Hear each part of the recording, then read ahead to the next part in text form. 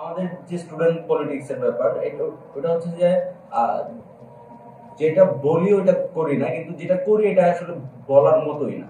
মানে এত খারাপ অবস্থায় যায় আর কি, যেটা বলার মতোই থাকে না বাস্তবতা যেটা আমরা দেখি। তবে ওই যে বাংলাদেশের ছাত্র রাজনীতির যে ঐতিহাসিক একটা ইয়ে আছে, যে ঐতিহ্য আছে, ভাষা আন্দোলন থেকে শুরু করে তারপর স্টেপ বাই স্টেপ আমরা এই চব্বিশের অভ্যুত্থান পর্যন্ত।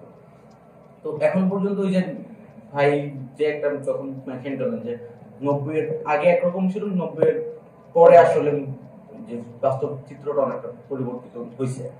যেখানে ছাত্রদের কথা বলা উচিত ছিল যে তুমি আলুর দাম 60 টাকা কেন, চালের দাম 100 টাকা কেন। হ্যাঁ, যেখানে ছাত্রদের কথা বলার উচিত ছিল যে তুমি ভারতের সাথে একটা চুক্তি করতেছো, ওটাতে আমার কি লাভ আর ভারতের কি লাভ। ওইসব টপিক নিয়ে, ওইসব ব্যাপার নিয়ে ছাত্রদের রাজনীতির প্রকাশ করা উচিত ছিল, তাদের আইডিওলজি কিংবা দেশের যেটাতে স্বার্থ ওইটাতে যে ইয়ে করার কথা ছিল। সেখানে তারা করে কি, এই যেটা বারবারই উঠে আসে, গণরুম গেস্ট রুম, ফলে যদি বড় ভাই থাকে তাকে দূর থেকে আসসালামু আলাইকুম দিতে হবে, ভাইয়ের খাবারটা ক্যান্টিন থেকে রুমে রাখতে হবে, ভাইয়ের কি লাগবে না লাগবে, অথবা ভাই দিক দিয়ে যাচ্ছে আমি এখানে কেন বসা আছি। ওইরকম যে একটা ইয়ে, যে যারা সাধারণ শিক্ষার্থী তাদের কাছে স্টুডেন্ট পলিটিক্স ইজ লাইক ভীতির একটা জায়গা, আর যারা পলিটিক্সটা করে তাদের কাছে একটা একটা বাপদাদার একটা সম্পত্তির একটা জায়গা, একটা প্রভাব খাটানোর জায়গা। সরকার হচ্ছে তার প্রভাব টিকায় রাখার জন্য তার ছাত্র রাজনীতিটা তার কাছে একটা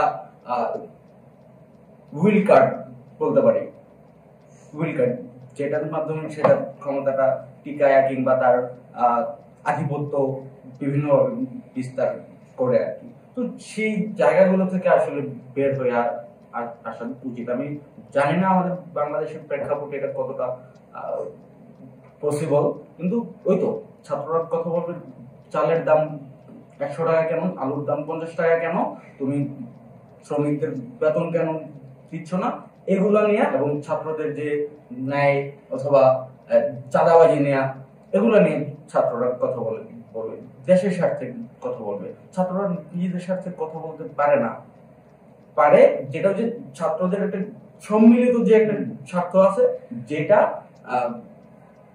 আলটিমেটলি দেশের স্বার্থ হয়ে দাঁড়ায়।